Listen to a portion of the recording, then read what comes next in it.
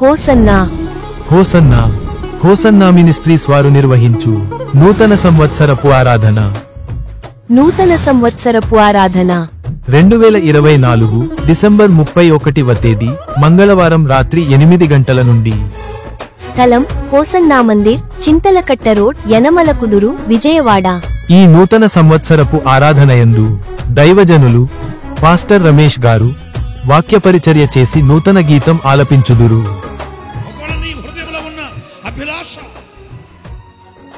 నీ హృదయంలో ఉన్న ఆ కోరిక నువ్వు రీచ్ అవ్వడానికి నువ్వు కష్టపడుతున్నావు. కానీ ఈ సంవత్సరం ప్రారంభాన నా దేవుడు మొదటి గడిలో నీతో చెప్తున్నాడు, నేను నిన్ను నా దక్షిణ హస్తం చాచి నిన్ను హెచ్చిస్తాను. నూతన గీతం పాడుకుంటూ నూతన వాగ్దానం పొందుకొని నూతన సంవత్సరములో ప్రవేశించుదాం రండి. ఆశతో రండి. ఆత్మీయ మేలులు పొందండి.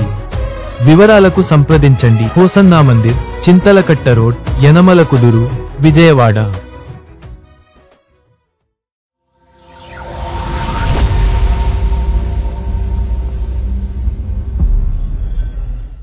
Praise the lord. ప్రభు అయిన యేసు క్రీస్తు నామంలో మీ అందరికీ మా హోసన్నా మినిస్ట్రీస్ తరపున హృదయపూర్వకమైన వందనాలు తెలియపరుస్తున్నాను. ప్రభు మిమ్మల్ని ఆశీర్వదించి దీవించునుగాక. ఈ దినమంతా విశేషమైన కృపణ దేవుడు మీకు అనుగ్రహించునుగాక. పరిశుద్ధ గ్రంథంలో పరిశుద్ధుడైన పౌలు ఎఫెసులో ఉన్న సంఘానికి అనేక విషయాలు ఆయన హృదయం తెరచి మాట్లాడిన మాటలు పరిశుద్ధ గ్రంథంలో మనం చదువుతాము. ప్రత్యేకంగా ఈ ఎఫెసు పత్రికలో ఎఫెసులో ఉన్న విశ్వాసులకి కొంచెం మర్మగర్భితంగా అనేక విషయాల్ని విశదపరిచిన అనుభవాలు కూడా మనం గమనిస్తాము. పౌలు రాసిన పత్రికలన్నీ ఒక కోవకు చెందినవైతే ఈ ఎఫెసు పత్రిక ఒక కోణం, మరొక కొత్తదైన శైలిని చూపిస్తుంది. ఎందుకంటే అందులో వాడిన భాషా శైలి కానివ్వండి, అందులో వ్రాసిన విషయాలు కానివ్వండి, కాస్త లోతైన విషయాల్ని ఈ ఎఫెసు పత్రికలో మనం గమనించగలుగుతాము. ఎందుకంటే ఇక్కడున్న విశ్వాసులు కూడా కాస్త ఆధ్యాత్మికంగా బలపరచబడిన వారు, అది వ్యాపార కూడలి అయినందుచేత ఆయా ప్రాంతాల నుంచి వచ్చి మరి స్థిరపరచబడిన వాళ్ళు ఎఫెసులో ఉన్నారు కనుక ఆ ఆధ్యాత్మికమైనటువంటి లోతుల్లో ఉన్నటువంటి వారికి అర్థమయ్యే ఆ ఉన్నతమైనటువంటి స్థితిని ఆయన ఉపయోగించి వ్రాసినట్లు ఈ పత్రికలో మనం గమనించగలుగుతాము.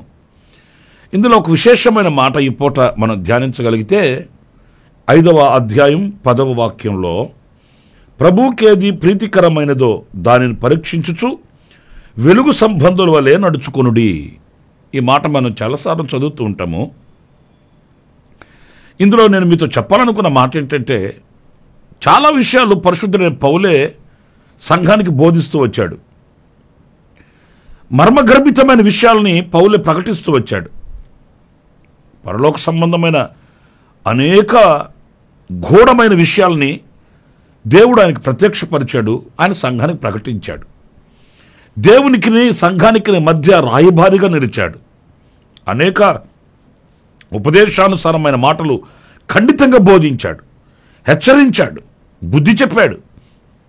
ఇన్ని చెప్పిన ఆయన ఈ వాక్యంలో మనం గమనిస్తే మీరు పరీక్షించి తెలుసుకోండి అంటాడు. ఆయన చెప్పినవి, ఆయన తెలియపరిచినవి కాకుండా ఇక్కడ మరొక బాధ్యతను మన మీద పెడుతున్నాడు.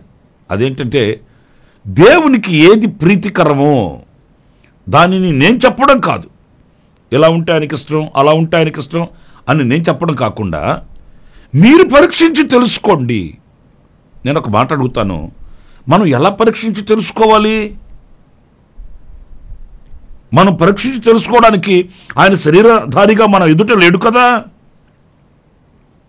ఇప్పుడు మన ఇంట్లో ఉన్న వాళ్ళకి ఏది ఇష్టమో అది తెలుసుకోవాలనుకుంటే మనం నోరు తెరిచి మాట్లాడి అడుగుతాము. లేని పక్షాన వాళ్ళని మనం గమనిస్తూ ఉంటాం కనుక, వాళ్ళని పరిశీలిస్తూ ఉంటాం కనుక, ఆ విధంగానైనా వీళ్ళకి ఇదంటే ఇష్టం, వీరికి అదంటే ఇష్టం అని మనం గుర్తించగలుగుతాము. మరి ఆయన సజీవుడుగా మన మధ్యలో శరీరధారిగా లేడు. ఆయన ఆత్మాస్వరూపిగా మన మధ్యలో ఉన్నప్పటికీ మనం శరీరధారిగా ఆయన చూడట్లేదు. మరి ఆయనకి ఏది ప్రీతికరమో మనకి ఎలా తెలుస్తుంది అనంటే వాక్యము ద్వారానే మనం తెలుసుకోవాలి.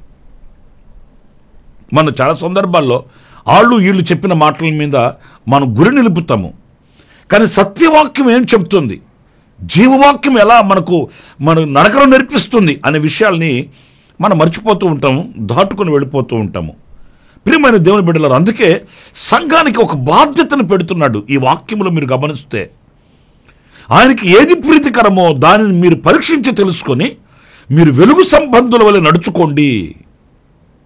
నా ప్రియమైన దేవుని బిడ్డలారా, ఈరోజున అనేకులకి సంఘాలలో ఏమాత్రం బాధ్యత కనిపించట్లేదు కదా. ఏదో దైవజనుడు వాక్యం చెప్తాడు, వింటారు, ఎక్కువైతే రాసుకుంటారు. ఆ తర్వాత వీళ్ళు విన్నపాలు ఏదో పాస్టర్ గారికి చెప్తారు, వెళ్ళిపోతారు. ఆ కార్యం జరగకపోతే పాస్టర్ గారి మీద విసుగుపడతారు, సంఘం మీద విరక్తి చెందుతారు. ఆ తర్వాత దేవునికి మెల్లగా దూరం అయిపోతారు. అంతేకాని నా కర్తవ్యం ఏంటి, ఈ విషయంలో నేను చేయవలసిన బాధ్యత ఏంటి, నేను ఎలా ప్రార్థన చేయాలి, నేను ఎలా వాక్యాన్ని హత్తుకోవాలి, నేను ఎలా దేవుని సమాధానాన్ని వాక్యం ద్వారా తెలుసుకోవాలన్న ఆలోచన ఈరోజున అనేకులలో తొలగిపోతుందండి. ఆత్మానుసారంగా పరుగును ప్రారంభించిన వాళ్ళల్లో కూడా ఈ రోజున ఆ కర్తవ్యాన్ని, ఆ బాధ్యతను విస్మరించి విసుగు చెందుతున్న విశ్వాసుల్ని మనం చూస్తూనే ఉన్నామండి. అందుకే ఈ పత్రికలో ఎఫెసులో ఉన్న విశ్వాసులు ఆధ్యాత్మికమైన బలము కలిగిన వారైనప్పటికీ ఆ శక్తిని పొందుకున్న వారుగా ఉన్నారు కనుక వాళ్ళకి ఆ బాధ్యతను పెట్టి మీరు పరీక్షించి తెలుసుకోవాలి. ఈరోజున ఈ వాక్యాన్ని మన జీవితంలో మనం అన్వయించుకుంటే, మనం పరిశీలించి పరీక్షించి ఆ విషయాలను ఎంతవరకు తెలుసుకుంటున్నాము, దేవుని ఆలోచనని, దేవునికి ఏది ఇష్టకరమో ఏది ప్రీతికరమో మనం ఎంతవరకు అడిగి తెలుసుకుంటున్నాము, ఎంతవరకు ప్రార్థించి తెలుసుకుంటున్నాము, ఎంతవరకు వాక్యాన్ని అన్వయించుకొని అనుసరించి మనం తెలుసుకుంటున్నాం అనేది మన ఎదుట నిలుస్తున్న ఒక ప్రశ్న. చూడండి, పరిశుద్ధ గ్రంథంలో సామెతల గ్రంథం 16వ అధ్యాయం 7వ వాక్యంలో మనం చదువుతున్నప్పుడు, ఒకరి ప్రవర్తన యెహోవాకు ప్రీతికరమగునప్పుడు. పురుగారు చూడండి, ఆయనకి ఏది ఇష్టం అంటే మనం గొప్పలు చెప్పడం కాదు, లేకపోతే మనం ప్రగల్భాలు పలకడం కాదు, లేకపోతే మనం నిబంధన చేసేయడం కాదు. ఆయనకు ఇష్టమైనది ఏంటంటే ప్రీతికరమైన అనుభవం, నడవడి, ప్రవర్తన. ఈ గ్రంథకర్త చెప్తాడు, మీ ప్రవర్తన ఆయనకు ప్రీతికరమగునప్పుడు శత్రువు కూడా మీకు మిత్రుడైపోతాడు. దేవుని పరిశుద్ధ నామానికి మహిమ కలుగునుగాక. ప్రియమైన సహోదరులను మీరు ఆలకించండి. అంటే మనం ఆయన ఎదుట కనపరచవలసింది ఆయనకు ప్రీతికరమైనది ఏంటంటే మన ప్రవర్తన. మనం మాటలు చెప్పేస్తాం, చాలా బాగా చెప్తాం. మనం అందరికంటే ఒక ఆకు ఎక్కువగానే మనం మాటలు చెప్పేస్తాం. కానీ చెప్పినంతగా మనం ప్రవర్తించగలుగుతున్నామా అంటే ఈరోజున ఎవరో మనల్ని విమర్శించవలసిన అవసరం లేదు, కానీ మనల్ని మనం విమర్శించుకోవచ్చు. ఎందుకంటే మాట పలకడం, మాట చెప్పడం, ఉపదేశించడమే కానీ, ప్రకటించడమే కానీ అది సులువైన పద్ధతి అని చెప్పుకోవచ్చండి.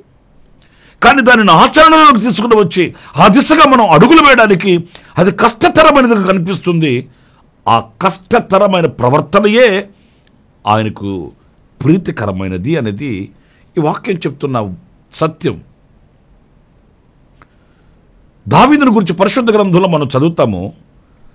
అతడు సుబుద్ధి కలిగిన వాడై ప్రవర్తించగా సౌలుకి దావీదును చూసి భయం పుట్టిందంటండి. మీకు ఆశ్చర్యమే కలుగుతుంది ఈ మాటలు. ఎందుకంటే సౌలు ఒక రాజండి, దావీదు ఒక చిన్న గొర్రెల కాపరి. ఈ గొర్రెల కాపరి అనే దావీదును చూసి సౌలు భయపడాల్సినంత అవసరం ఏముంది? వాక్యం స్పష్టంగా చెప్తుంది, దావీదు సుబుద్ధి కలిగి ప్రవర్తించగా. సౌలు మాటలు బాగా మాట్లాడతాడు. ఆపద వచ్చిందంటే, నాయనా దావీదా, ఇది నీ స్వరమేనా? నీవు నాకంటే నీతిమంతుడవు. మాటలు బాగానే ఉన్నాయి, మరి చేష్టలేంటి? నీవు నాకంటే నీతిపరుడవు, నాకు హాని తలపెట్టవలసిన ఈ సమయాన నాకు మేలు చేశావు. మరి ఇన్ని మాటలు మాట్లాడినవాడు తరమకుండా మానేడా? మాటకి క్రియలకు సంబంధం లేదండి సౌలు దగ్గర. ఒకసారి కాదు, 2 సార్లు కాదు, పలుమార్లు దావీదుని చంపాలని పూనుకొని తరుముతాడు, ప్రయాసపడతాడు. ఆ తర్వాత దావీదు దగ్గర మేలు పొంది పశ్చాత్తాపడుతాడు. ఎన్నిసార్లు పశ్చాత్తాపడతాడు? చేసిన తప్పే మరలా మరలా చేస్తున్నాడు, పలికిన మాటే మరలా మరలా మాట్లాడుతున్నాడు. ఇది ఒక రొటీన్ లైఫ్ అయిపోయింది. చేయడం, మరలా క్షమించడం అని కోరుకోవడం, ప్రార్థించడం, మరలా పశ్చాత్తాపడడం, మరలా అదే పని మరలా సాహసించి చేయడం. సౌలు జీవితంలో పలుమార్లు మనం చూస్తామండి. అంటే మాట చెప్తాడు, ప్రవర్తించడు. దావీదు అలా కాదు. ఒకనాడు అన్నాడు, యెహోవా చేత అభిషేకించబడిన వాణిని నేను ముట్టకూడదు, ఈ ఘాతకానికి నేను పాల్పడకూడదు అన్నాడు. పురుల అంతము వరకు ఆ దిశగానే అడుగులు వేసి సహించి భరించి ఓర్చుకొని నేర్చుకున్నాడు. అంత మాత్రమే కాదు, మీరు కీర్తనలో, చాలా కీర్తనలో మీరు చూస్తారండి, యెహోవాను స్తుతించుడి అన్నాడా? యెహోవాను స్తుతించుడి అన్నవాడు స్తుతించకుండా మానలేదు. నేను యథార్థవంతుడినై ప్రవర్తిస్తున్నాను అన్నాడు. నేను నీతిమంతుడినగా ఉన్నాను, నీతిమంతులు నాకు స్నేహితులై ఉన్నారు, నా చెలికాళ్ళై ఉన్నారు. ఇవన్నీ మాటలతో కాదు, క్రియలతో చూపెట్టాడు. అందుకే దావీదుని గురించి అతడు నా హృదయానుసారుడు అని చెప్పాడు ప్రభువు. ఈరోజు మీరు ఆలోచించండి, ఆయనకు మన ప్రీతికరమైన వ్యక్తులను కావాలంటే ఆ నడవడి మన దగ్గర ఉండాలి, ఆ ప్రవర్తన ఆయనకు ప్రీతికరం అవ్వాలి. అన్నప్పుడు ఈ ప్రవర్తన విషయంలో మనం చాలా జాగ్రత్తగా ఉండాలి, చాలా జాగ్రత్తగా అడుగులు వేయాలి. అది మనకు ఆశీర్వాదాన్ని తీసుకుని వస్తుందనే విషయాన్ని మర్చిపోకూడదండి. ఈరోజున దేవుని మందిరానికి వెళుతున్నాము, ఎంతో కాలంగా వాక్యాన్ని వింటున్నాము, ఎంతో కాలంగా వాక్యాన్ని చదువుతున్నాము. అంత మాత్రమే కాకుండా అనేకులకు వాక్యాన్ని ప్రకటించగలిగిన స్థితికి మనం వచ్చాము. కానీ ప్రవర్తన విషయంలో మనం జారిపోతే, ప్రవర్తన విషయంలో దేవునికి మనకు ఎడబాటు కలిగితే దానివలన ఏం ప్రయోజనం కలుగుతుంది? మరొక మాట పరిశుద్ధ గ్రంథంలో మనం గమనించినప్పుడు, యెషయా గ్రంథం 58వ అధ్యాయం 5వ వాక్యంలో చక్కటి మాట ఉందండి. ఆ 2వ భాగాన్ని నేను చదువుతున్నాను. అట్టి ఉపవాసము యెహోవాకు ప్రీతికరమని మీరు అనుకొందురా అని ఉపవాసమును గూర్చిన ఒక సందేశం ఈ వాక్యంలో మనకు గమనిస్తాం. అయితే ఈ వాక్యంలో నేను చెప్పగలిగింది ఏంటంటే, ఉపవాసం అనేది మెట్టుకు ఆయనకు ప్రీతికరమైనది. ఏ ఉపవాసం ప్రీతికరమైనది అనేది ఈ వాక్యంలో మనం గమనిస్తున్నాం. ఏదో ముఖాన్ని ఇకారంగా చేసేసుకొని మనుషులందరూ చూడాలన్నట్లుగా ప్రవర్తించడం ఇలాంటివి కాదు. కానీ ఆ ఉపవాసము కాస్త క్రియలతో ఉండాలి అని ఇక్కడ మనకు విశదీకరంగా వ్రాయబడి ఉంది. అయితే మెట్టుకు ఒకటి మాత్రం వాస్తవం, ఈ ఉపవాసము అనేది దేవునికి ప్రీతికరమైనది అనేది మనం గమనించాలి. ప్రియమైన వారులారా, చూడండి, ఉపవాసము అనంటే ఏంటి? ఏదో కడుపు కట్టుకొని తిండి మానేసి మోకాళ్ళేసి ప్రార్థన చేయడం, ఇది చాలా సులువే కదా అన్నట్లు ఉన్నా, ఉపవాసము అనేది మనకు ఆధారమై ఉన్న వాటిని ఉపేక్షించడం, మనకు సమీపాన ఉన్న లేక మనకు ఆధారమై మనకు శక్తినిచ్చే సమస్తాన్ని విడిచి ఉపేక్షించి మన ప్రార్థన చేయడం, అందులో శక్తి ఉందండి. ఒకసారి ముర్చల వ్యాధి కలిగిన అతన్ని తీసుకుని వచ్చారు యేసుప్రభు దగ్గరికి. ఆయన శిష్యులు ప్రార్థన చేస్తే ఆ వ్యాధి బాగు కాలేదండి. యేసుప్రభు గద్దించాడు, అతడు స్వస్థచిత్తుడయ్యాడు. ఆ మూర్ఛల వ్యాధి అతను విడిచిపెట్టిపోయింది. అప్పుడు యేసుప్రభుని అడిగారు శిష్యులు, ప్రభువా, మేం ప్రార్థన చేస్తే ఎందుకు అలా జరగలేదు, మీరు ప్రార్థన చేస్తే ఎందుకు అక్కడ అద్భుతం జరిగింది అన్నప్పుడు ప్రభు అన్నాడు, ఉపవాస ప్రార్థన వలననే ఇలాంటి కార్యం జరుగుతుంది అన్నాడు. అంటే ఉపవాస ప్రార్థనలో ఆ శక్తి ఉంది. ఉపవాస ప్రార్థనలో మనకు ఒక జయం ఉంది. ఏ విషయంలోనైనా మనం ప్రార్థించగలగాలి, ఏ విషయంలోనైనా మొరపెట్టుకోగలగాలి అని అంటే ఉపవాసములో ఉన్నటువంటి ఆ యొక్క జయాన్ని మనం గుర్తించి ఉపవసించి ప్రార్థించి ఆ జయాన్ని, ఆ మేలుని మనం పొందుకోగలగాలండి. కొంతమంది ఆచారంగా ప్రార్థన చేస్తారు. ఏదో అడగాలి కనుక కళ్ళు మూసి ఒక 2-3 నిమిషాలు, ప్రభువా నా కుటుంబాన్ని దీవించు, నా పిల్లలకి మంచి భవిష్యత్తు నీవు, నాకు కూడా నీవు కాపుదలివు, యేసు నామములో అడుగుతున్నావు తండ్రి, ఆమేన్. ఇది రోజువారి ప్రార్థన. ఇంకా కనుక శోధనలో బాధల్లో ఏదన్నా ఉంటే అలాంటప్పుడు ఇంకో 2-3 మాటలు పెంచుకొని, ప్రభువా నాకు నీవు తప్ప ఎవరున్నారు నాయనా, ఇదిగో అక్కడ అప్పు తెచ్చాను, ఇక్కడ అప్పు తెచ్చాను, వీళ్ళకి ఎంత కట్టాలి, వీళ్ళకి ఎంత కట్టాలి, కనుక నువ్వే మార్గం చూపించు. తెచ్చుకునేటప్పుడు మాత్రం వీళ్ళు మార్గాలు ఏర్పరచుకున్నారు, కట్టేటప్పుడు మాత్రం దేవుడు మార్గం తెరవాలి. ఆలోచన లేకుండా, ప్రభు మీద ఆధారపడకుండా, ఇబ్బంది కలిగినప్పుడు ప్రభు సన్నిధిలో ప్రార్థన చేయకుండా వీళ్ళ ఆలోచనానుసారంగా వీళ్ళు నడిచేశారు. ఇప్పుడు మాత్రం ప్రభు మార్గాలు తెరవాలి. ఇదిగో ఇది జరుగుతున్న తంతు. మెట్టుకు నా ప్రియమైన సహోదరులారా, మనం ఇబ్బందులలో, ఇరుకులలో మనం నిలబడినప్పుడు కాదు, ఆ ఇబ్బందుల్లోకి, ఇరుకుల్లోకి, శోధనలలోనికి మనం ప్రవేశించక మునిపే మనం ఉపవసించి ప్రార్థన చేస్తే దేవుడు మన ప్రతి అక్కర తీర్చుటకు ఆయన శక్తి గలవాడండి. ఒక ఆపదకి మరొక ఆపదను తెచ్చిపెట్టుకొని, ఒక ఇబ్బందికి మరొక ఇబ్బందిని తీసుకొచ్చుకొని అప్పుడు మనం ప్రార్థన చేయడం కాదు. ఆపద రాకమునిపే మనం ఉపవసించి మనకు కలిగిన ప్రతి ఇబ్బందిలో ఆయనను వేడుకొని మనల్ని మనం ఉపేక్షించుకొని ఒక పట్టుదల కలిగిన ప్రార్థనని మనం దేవుని సన్నిధిలో మనం చేయగలిగితే పురులారా, ఆ ప్రార్థనలో మనకు ఒక గొప్ప జయం ఉందండి. అది దేవునికి ఎంతో ప్రీతికరమైనదట. ఎస్తేరు రాణి మొర్దెకైకి చెప్పి పంపించిన మాట ఏంటో తెలుసా? నేను సింహాసనమందున్నాను, నేను రాణిగా ఉన్నాను, నాకు అధికారం ఉన్నది గనుక నేను ఏది తలంచుకుంటే చేసేస్తాను అని ఆమె విర్రవేగలేదు. ఆమెకు అధికారం ఉన్నప్పటికీ, ఆధిపత్యం ఉన్నప్పటికీ, అవకాశం ఉన్నప్పటికీ ఆమె కోరుకుంది ఒకటే, యూదులందరూ కలిసి మీరు ఉపవాసం ఉండి ప్రార్థన చేయండి. నేను నా చెలికత్తెలు కూడా ఉపవాసం ఉండి ప్రార్థన చేస్తాము. ప్రార్థన పరిస్థితులను మారుస్తుంది. ఆ ఉపవాస ప్రార్థన ఈ యూదులకు ఒక ప్రాకారంగా నిలబడుతుంది, శత్రువుల మీద జయాన్ని ప్రసాదిస్తుంది అనే ఒక ఉన్నతమైన ఆధ్యాత్మికమైన విలువ కలిగిన తెలిసిన వ్యక్తి కనుక ఆమె రాణి సహితం ఉపవాసం ఉండి ప్రార్థన చేశారు. వాళ్ళు శత్రువు మీద ఘన విజయాన్ని పొందారండి. ఈ రోజున మన ఎదుట నిలిచిన శోధనలు, ఇబ్బందులు, ఇరుకులు, వీటన్నింటికి పరిష్కారం ఉపవాస ప్రార్థన. అది దేవునికి ఎంతో ప్రీతికరమైనది అన్నప్పుడు ఉపవసించి ప్రార్థిద్దాం. ఏ సమస్యకైనా ప్రభు దగ్గర నుంచి సమాధానం పొందుకుందాం. ప్రభు అలాంటి కృప మనందరికీ అనుగ్రహించుడుగాక. ఆమేన్. తలలు వంచండి, చిన్న ప్రార్థన చేస్తాను.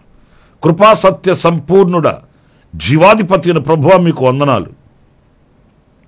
మీకు ప్రీతికరమైన దానిని పరీక్షించి తెలుసుకోవడానికి కావలసిన వివేకమును మీరు మాకు అనుగ్రహించి నడిపించండి. నా తండ్రి, ఏది మీకు ప్రీతికరమో లేఖనాల నుంచి మేము ధ్యానిస్తూ వచ్చాం.